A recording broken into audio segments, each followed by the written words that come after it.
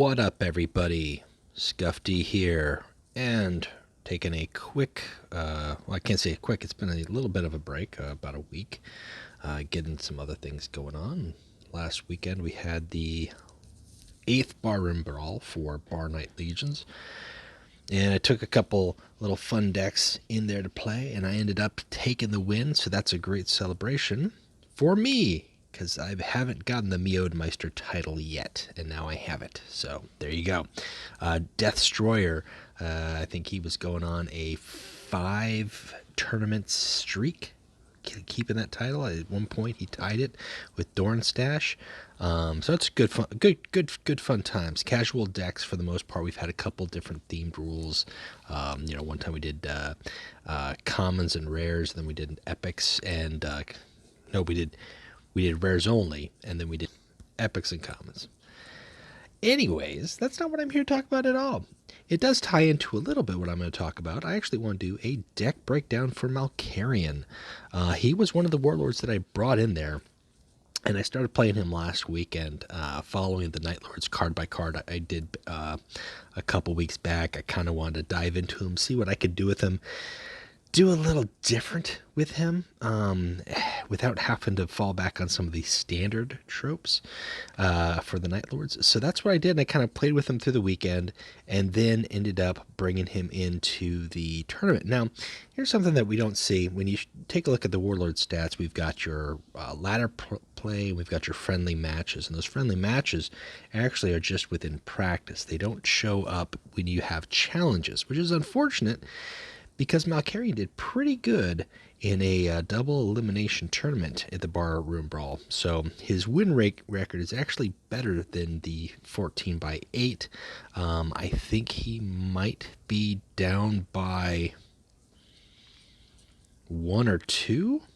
I don't know. I've got them all here in my battle history, because that's what I want to take a look at and go over. We're going to go show through the games. I've got quite a few here, and a lot of Remus Ventanis. He was the other guy that I brought in. I gotta download these replays, guys. It's getting full. It's getting so much that I don't have the option. So let's see. Anyways, let's take a look at Malcharion, shall we? We're gonna play up against here Durak Rask versus Suman. He was one of the players who joined in on the Bar Night Legions. And what I stick up with Malcharion, so he's got this battle honor. He's got the ability to draw a card, which is really actually nice. It's not great, but that's why I have 2 Dirty Fighters in here. 2 Dirty Fighters in conjunction with the Night Lord's counterattack, which gives him sneak attack, can be very nice. It's kind of like a free draw card. And with Dirty Fighter, if you use that appropriately, you're using that to draw a card and draw a card. So you're getting 2 card draws for Dirty Fighter. And it lets you just get to the cards that you need to have sooner. You're able to do things. Now, it's not perfect. It's not fantastic. There are some instances where you're going to, have to attack something with Malcharion when you don't want to. I found through playing, I can make decent use of his ability to give +2/+0 to a friendly troop. However, it's not like massive. It's not something where like, okay, I gave him +2/+0. I'm just using his ability all the time. It's much more strategic in use than you would think. You kind of expect it to go, okay, well, we're gonna just dump it on every fast unit or every big guy and buff them up and get them crazy powerful. You might use his ability 2 to 3 times in a game, but they are on value units, whether it's an Endros Shek or it's a stealth unit like Secret Talon, who, if you can hit Secret Talon out and then buff them on the turn that you bring them out, then they're a 5 attack. You buff them when they attack, they're a 7. They go back into stealth. Maybe you buff them one more time, or you buff some other unit because they've got 2 health. The dream is really hidden a 0 attack warlord with the Secret Talon who's buffed, because then you can keep doing that over and over again. And because Secret Talons have got 4 health, they can outlive a Joker company, right? They might take some damage, but they're still going to be good on your next turn. Whereas Night Raptors are a little bit of a risk, right? Monsters of Pythos are kind of the upgraded version of the Secret Talon, or for like at least a one turn. There's no unstoppable there, but they do have their merits. And in this instance here, I'm using the ability, I'm buffing up, I'm expecting an endurance to hit, most likely going to be the case. It's a wise play. I was debating on buffing up Shrek here and then using his ability to clear out. I'm glad I didn't, because then he could have just face struck and then endurance, and I would have lost that unit. I kind of want to keep that unit for right now anyways. In the meantime, we're going to take what we can get, force some draws, break that front line, and we'll go from there. You could have done that. I could have done that either which way. I didn't do it this time around to draw the card. I think that was just a misplay on my end, but here's the thing with Barnet Legions. It's casual, it's fun, it's drink and play. It's drink and play. So stuff like that's going to happen, and that's A-okay. And this is a good back and forth. And actually, we had quite a few matches in the tournament. And yeah, it's casual, but it was a good indication in addition to the other practice games I played with Malcharion, to show that he really can be versatile if you don't just stick to the one pump and dump and pump. Pick some smart troops. I went with the Raven's Talon on that because sneak attack on a warlord is always nice. And here's just an instance. You're just getting value play out of the Secret Talon. I didn't pump him up, but now he's got to deal with some units. And then if you get Recon Claw is really the dream, right? Recon Claw is really the dream unit that you want to hit. Now he's got that, once he gets out that delicious Death Shroud, I've got a few options, not many. I've got a few options to take care of him. Otherwise, I'm just going to have to focus on distracting and drawing it out. And I think he ends up getting a second one here too. Yeah, if I recall correctly, we just put the pressure down. And we're just trying to bait him out to use another endurance, clear my board. If that is the case, it's going to be game. Otherwise, go all for broke, hit the sneak attack while we can. And the classic Recon Claw Time Melt-A-Bomb attack is going to come up here because he makes this misplay. I can't say it's a misplay, but he overplays. What he does is he overplays, and that's going to open up the board for me to just get really aggressive. And I could drop a Smirnov's and then the Time Melta. I think I opt for something else because I want to see what I draw with my Battle Honor, and I want to see what I get with Cades, or with the Kai Zelaine. But that right there is just kind of the little tit for tat, and before you know it, he's lost a lot on his board. I do end up sticking with the one Smirnov, and then we'll just flesh that out, and it's still a close game. He could still pull this out, but I'm going to double up on some front line, and we're going to go through, and he's dropping bodies too, and he's looking like he's looking pretty good. So I'm dropping my bodies, and I'm just going to tit for tat and draw some cards, hopefully. Give some flankings, gives a nice scary frontline unit there. Get a second one of these.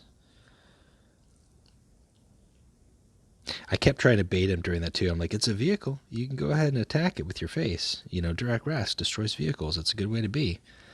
And that's just the same thing here. This is a vehicle. You can go ahead and attack it if you want.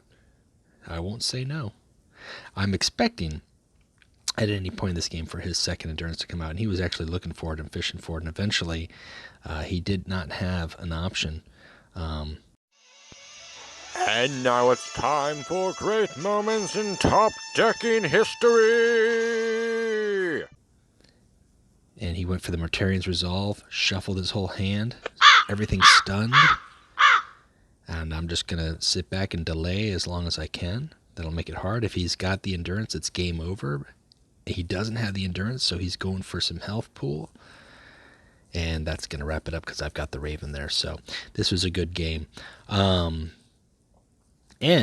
it should be noted that I mean, a lot of what I'm playing is these Tenebrae Talons. I think are probably an option to take out. They come in handy sometimes, but they don't come in handy all the time. But overall, this was a fun game. This is a really good back and forth, back and forth. I'm gonna take a look at. There's a couple other. There's quite a few that we had some fun times playing Malcharion. I'm gonna try to speed through. I want to show this. This is a Malcharion on Malcharion. Death Destroyer, again, the reigning Meowdmeister in the Barnet Legions. He also brought Malcharion, so it was nice. We got a mirror match going. I ended up losing this mirror match, but then I took my Malcharion on to beat his Falk, and my Remus beat his Malcharion. And this really comes down to, who goes first and who gets that recon claw, who sticks the landing. This is a really good game. Death Destroyer is a really good player. He comes up with a lot of fun decks. He loves to throw Nurglings in there. I didn't like any of my options here, but I went with Sacrifice despite the fact that it has been changed. Not a fan with it. I think feels over damaging. I think if it dealt 1 damage, it would be okay. 2 damage is pretty stiff. At that point, it's like, why play this card? If you're getting rid of 3 cards and you're taking 6 damage, if all 3 of those cards collectively would have dealt you 6 damage, then what's the point of playing that card? I don't know. That's just my take on it. So he's got the Copper mode, which is a nice card to have, put some pressure on and force some changes. And he's got Kai, and there's not much I can do with Kai other than blowing a Rule of Fear, and I want to hold on to that for a turn. I really do. Now he's got the ability to get his Shrek out and get his Shrek pumped with a nice opening salvo. That's a great counterplay. Both of our Kais are gone, but I'm going to have to pull the trigger and put pressure on him to use his Shrek first. I'm thinking I'm going to use that sacrifice, and at this point, the way the game is, yeah, it's not going to do me any good. We'll just go ahead and burn out. And I die by my own sword. But it really is, in the mirror match, it's who gets Recon Claw, who gets Shrek. Your classic Raven Guard cards. What can you get first? What can you get last? Now, I was able to get my revenge on the closing game, and we had to play this series because it was a double elimination. I had to beat Death Destroyer in 2 series, so I had to beat him 4 times. There were some fun games. They were hard games, and I think this last one was easier, just with some solid draws. Nothing great I liked out the gate, so we shifted it up. I'll be happy with the Raven as a closer, but I know that his Falk has got a lot of frontline. Iron Warriors do. They can throw up a lot of frontline, late game, mid game, early game, it doesn't matter, and that's a speed bump to the Raven. So I want to get around that, get past that as quickly as I possibly can. And then I take an option here. When we're playing out, do I put down the Tyrock squad first and then play Kai? I'm going to take my time. I'm going to use Kai. I'm going to get up my flanking going. I'm just going to take my time with this, because if I overdo a Tenebrae, I lose out on some potential options there. He's going to build up, but now that lets me put a presence on the board. It's a 4 attack. He's got to do something with. I've got the option to put some flankers out, and the whole time I'm drawing cards, creating various things. I got to do a whole video, honestly, on cards that create cards, and kind of explain why they're so good. It's not just the jukebox that draw a card and they create random things. I think it's really there's a lot of levels there as far as why they're so good. So yeah, I should do that. That's on my list. Add that down here right now. So we're getting the lockdown here, and like I said, these draws are just coming on. They're strong. I'm feeling good about them. I'm going to take some damage, But all the while I'm putting pressure on, shutting down his options. I've got the time Melta-Bomb, I've got hard removal, I've got the Raven. I'm feeling good about that. And he's got the price of victory. He's got 2 in there, and drawing 3 cards for 0. That's nice. That's a good cost. I mean, the cost is that you're losing guys early front, but late game, especially for a combo deck like Falk, that's a good card to have. It's very handy to have and very easy to hit that combo. So I'm going to go with Umbra because it's direct damage. I don't think I need it in this game, though. Yeah, he's going to splash. I was expecting, and I think I do end up getting a viral. Nope, no viral on this one. And that was kind of the lunch. Like, if he couldn't clear that board, I'm going to take some damage, but I'm going to be able to deal out so much more damage than that. I feel good about it. Although that is a dangerous health position to be at against any Iron Warriors. So don't ever get confident on that. If you are in the 15 health range against an Iron Warriors deck, you're in lethal range. They've got a lot of combo tactics that deal damage, as well as especially with Falk being able to hit his ability on cards. He can throw out a lot of damage very fast, and he's got nothing else to do except go for the Hail Mary and clear the board with the viral bombs, which is always just kind of like, all right, this is it, so be it.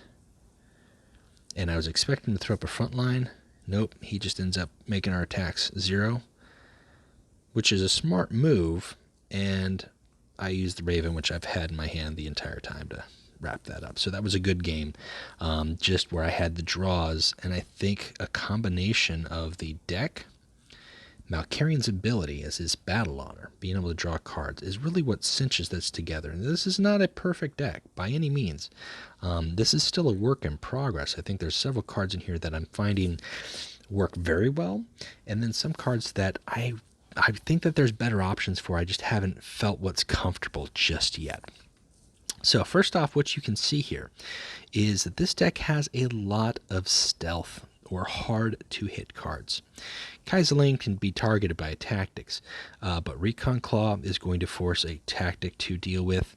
The Night Raptors are forcing a stealth removal to deal with, as is the Secret Talon, as is the Androshek, and the Monster of Pythos. There's just a lot of stealth in here, because that allows me to bide my time, give them either stronger attacks or use them to take out what I need to, and get that set up.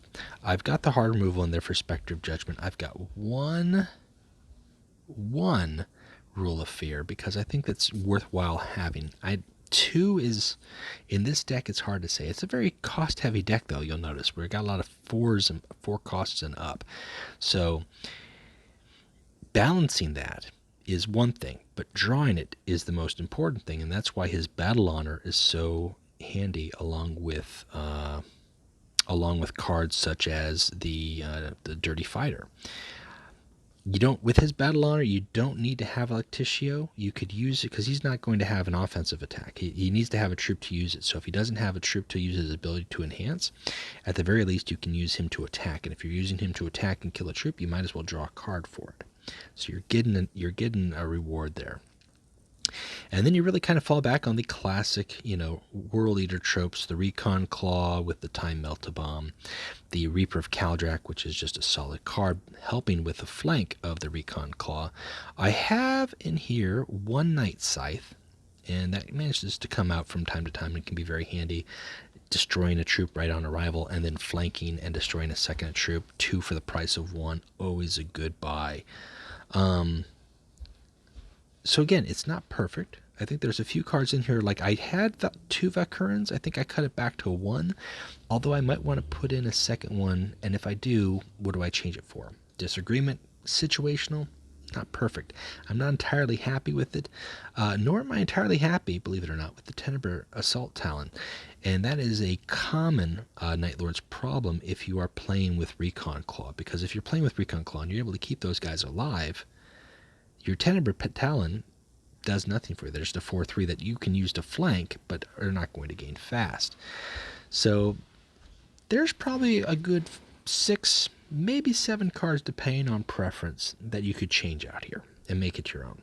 I do think that Secret Talent is underrated and is very viable and effective with Malcharion, especially if you're using Drilling Sight to pump them when they arrive. So right on when they arrive, they're a 5/4. They hit your opponent. If you pump them before they hit the opponent, they're a 7/4. Now they're a 7/2 back in stealth, and on your next turn, if you're able to lower your opponent's attack to 0, they could become a 7/2 stay in stealth. Maybe, there's just some options there. At the very least, they've hit twice, dealing 12 damage for a 4 energy card, if your opponent has not used any stealth removal or random damage or whatever the case may be. It's not a perfect deck, as you can see. Win rate is it's over the 50% mark. Again, factor in the tournament game, so it's higher than that. And that's just kind of in the making. It's not done, it's not finalized, but it definitely is fun. Drawing cards and getting to the cards that you need is useful. I think there's a better way to build him, and especially if you want to just focus on just drawing cards and getting to, the 1-turn kill Raven. Sure, you can go ahead and do it that way. I don't think that deck is going to be around for much longer. I do think that you could focus in on building it for burn and drawing and using damage, troops, and tactics to get to cards like the Raven and Atramentar and maybe even, maybe even orbital assault or asteroid sanctuary, just to ramp up really fast in your deck and then drop it down. The difference between Malcharion and Kurz, though, is he does not have the extended life pool, so you can't really be aggressive in that same way. You've got to be selectively aggressive, and that's why I like the stealth more than I like the standard operating. Here's my troops, you can hit them. Here's my tactics, you can hit my warlord. I want my opponent to be frustrated and or focused on dealing with my stealth troops. And if he does that, then he spends more time focused away from my warlord, and that lets me play my game. And that's really just kind of a general strategy I like to adhere to. If I've got my opponent more worried about how to disrupt my game without addressing my warlord directly, then I'm still playing the game that I want to play. So that is it. I think I've gone through a couple. I did three Malcharion games. I hope that gives you some idea as far as how to work. I do think in terms of key cards for this deck, for Malcharion in general, if you want to play Malcharion, as with most Night Lords, take a look back on my Night Lords card by card reboot. I just did that a few weeks ago. I think that really highlights the rare intensity of the faction. There's a reason why there's 2 Reapers of Kaldrax in here, as well as, Androshek and the Raven. Kurz is chosen, and Mercy and Forgiveness, I've opted out of this deck. I don't feel that they fit here, and I don't think there's an argument for me to put them in there just yet. But definitely Reapers of Kaldrak, definitely the Raven, and then Drilling Sights. Those are huge. I think Secret Talents are really good, and Tynok Terror Squad can be very nice as well. I'd also argue for Conjurer just as an easy first turn response to a card like Jubok, or even an Alpha Theta, or whatever the case may be. Those are the clinchers. Nostromo is very good. Time Melta Bomb, if you're going to go with Recon Claws, there's no reason not to have a Time Melta Bomb in there. Beyond that, you could do anything else with. If you're not doing Recon Claws, you could do a bunch of the cheap troops. You could do vehicles. It would be trickier, I think, because there's only a few Night Lord vehicles that you could run with. So you're running more with your classic, supply lines and maybe a mortar carrier or something like that. But you want to run with troops that have got stealth, that either flank and can attack, or have sneak attack, so you can regain that value, that continued value. Putting sneak attack, for instance, just on this on the old Screamers, it's a 2 attack, so your opponent can very easily destroy this card and get rid of it. Sure, but if they don't, they have to respond to it, because now it's a 7/2, now it's a 9/2, now it's and so on and so forth. Even with the maintenance, that's a value play, because you're retaining that card, and that's why I like the Secret Talents so much, because even though eventually it's disposable, its value increases and it goes back into stealth. It doesn't just sit out there. Akratrez is an option as a stealth troop in terms of buffing your health, and you can buff his attack as well for a late attack. He's a legendary though, so I try not to recommend legendaries. There's other options out there that you could play with. And as you saw Destroyer had a variant as well. I think he had Nurglings in there.